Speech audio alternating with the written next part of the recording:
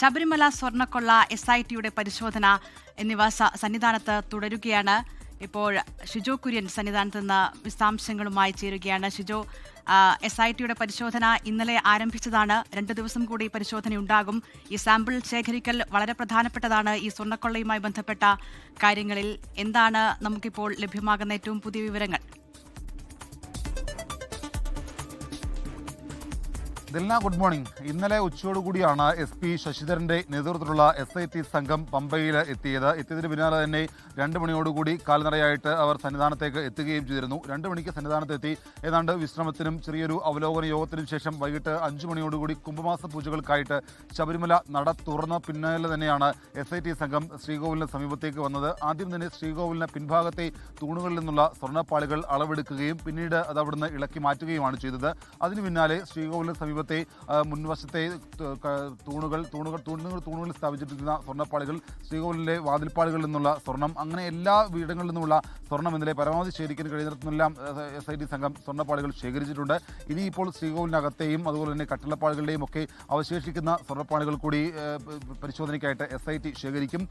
ഇന്നലെ സന്നിധാനത്തെത്തിയ SIT സംഘം 3 ദിവസം സന്നിധാനത്ത് തുടരും എന്നുള്ള ഒരു വിവരമാണ് നമുക്ക് ഈ ഒരു ഘട്ടത്തിൽ ലഭിക്കുന്നത്. പക്ഷേ പരമാവധി വേഗം തന്നെ ഈ സ്വർണ്ണപ്പാളികൾ അവിടുന്ന് ഇളക്കി അത് ശാസ്ത്രീയമായിട്ടുള്ള പരിശോധനയ്ക്ക് വിധേയമാക്കുക എന്നുള്ളതാണ് SITക്ക് മുമ്പിലുള്ള പ്രധാനപ്പെട്ട ദൗത്യം. അതിൻ്റെ ഭാഗമായിട്ട് തന്നെ അവർ ഒട്ടും സമയം കളയാതെ തന്നെ സന്നിധാനത്ത് അവർ ചെയ്യേണ്ട ജോലികൾ കൃത്യമായിട്ട് തന്നെ ചെയ്തു പോകുന്നുണ്ട്.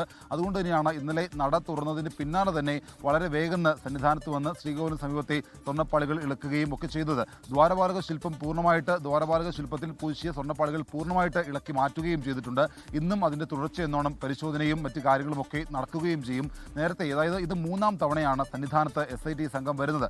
മണ്ഡലകാലത്തിന് മുമ്പ് തന്നെ ഒരു തവണ വന്ന് ഒരു പ്രാഥമികമായിട്ടുള്ള പരിശോധനകൾ നടത്തി ഇവിടുന്ന് മടങ്ങിയിരുന്നു. അതിന് പിന്നാലെയാണ് ഹൈക്കോടതിയുടെ അനുമതിയോടുകൂടി ഈ കഴിഞ്ഞ മണ്ഡലകാലം അവസാനിക്കുന്ന ആ ദിവസം ഇവിടെ വന്ന് SP ശശിധരന്റെ നേതൃത്വത്തിൽ SIT ഒരു വിശദമായിട്ടുള്ള പരിശോധന നടത്തി മടങ്ങിയത്. പക്ഷേ അന്ന് ഇവിടുന്ന് ശേഖരിച്ച സ്വർണ്ണപ്പാളികൾ VSCCയിലൊക്കെ ശാസ്ത്രീയമായിട്ടുള്ള പരിശോധനയ്ക്ക് വിധേയമാക്കിയെങ്കിൽ പോലും അതിനപ്പുറത്തേക്ക് കുറച്ചുകൂടി വിദഗ്ധമായിട്ടുള്ള രീതിയിലുള്ള പരിശോധനകളിലേക്ക് കടക്കേണ്ടതായിട്ടുണ്ട് എന്നുള്ള വിലയിരുത്തലിന്റെ അടിസ്ഥാനത്തിലാണ് വീണ്ടും SIT സന്നിധാനത്തേക്ക് വന്നത്. ഇവിടുന്ന് ശേഖരിക്കുന്ന സ്വർണ്ണപ്പാളികൾ മുംബൈ ആസ്ഥാനമായിട്ടുള്ള ഭാഭ ആറ്റോമിക് റിസർച്ച് സെന്ററിൽ വിശദമായിട്ടുള്ള ശാസ്ത്രീയ പരിശോധനയ്ക്ക് സ്വർണ്ണപ്പാളികൾ വിധേയമാക്കും. അതിന് മുന്നോടിയായിട്ട് ഈ മണ്ഡലകാലം അല്ലെങ്കിൽ ഇപ്പോഴത്തെ ഈ ഒരു സാഹചര്യത്തിൽ കുറ്റപത്രം സമർപ്പിക്കുന്നതിന് മുന്നോടിയായിട്ട് ഏറ്റവും അനിവാര്യമായിട്ടുള്ള ഒരു പരിശോധനയാണ് സന്നിധാനത്ത് നടക്കുന്നത്.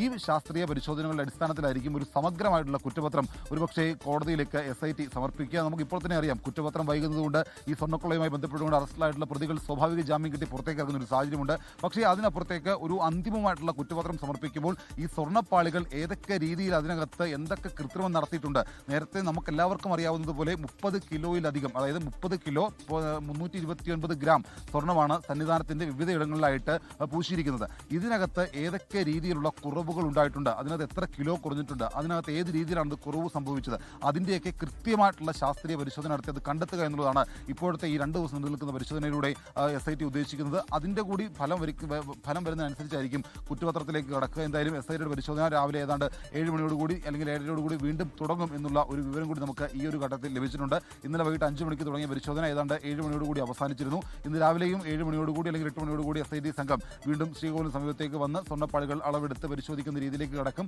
എന്തായാലും ഈ SIT സംഘത്തിനൊപ്പം ലീഗൽ മെട്രോളജി വിഭാഗത്തിലെ ഗോൾഡ് അസിസ്റ്റ് ചെയ്യുന്ന ചില ഉദ്യോഗസ്ഥർ കൂടിയുണ്ട്. അവരുടെ സാന്നിധ്യത്തിലാണ് ഈ സ്വർണ്ണപ്പാളികൾ അളവെടുക്കുന്നതും അവിടെ ഇളക്കി മാറ്റുന്നതും അത് പിന്നീട് പരിശോധനയ്ക്ക് വിധേയമാക്കുന്നതും. അതിനുശേഷമായിരിക്കും ശാസ്ത്രീയ പരിശോധനയ്ക്ക് വേണ്ടി ഭാഭ ആറ്റോമിക് റിസർച്ച് സെന്ററിലേക്ക് കൊണ്ടുപോവുക.